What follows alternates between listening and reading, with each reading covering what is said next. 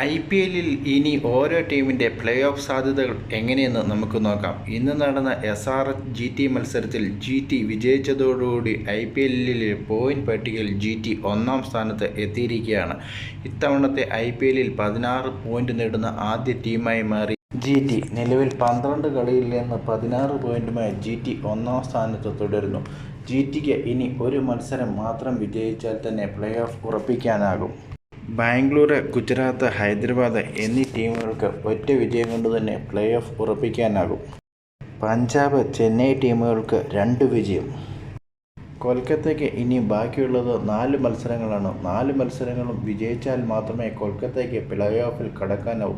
ഡൽഹിക്ക് ബാക്കിയുള്ളത് 2 മത്സരങ്ങളാണ്. ആ 2 മത്സരം വിജയിച്ചാലും ഡൽഹി മറ്റുള്ള ടീമിൻ്റെ റിസൾട്ടിനെ ആശ്രയിച്ചായിരിക്കും ഡൽഹിയുടെ പ്ലേ ഓഫ് സാധ്യതകൾ. നിങ്ങളുടെ അഭിപ്രായത്തിൽ ഏതൊക്കെ ടീം പ്ലേ ഓഫിലെത്തും? കമൻറ്റ് ചെയ്യുക.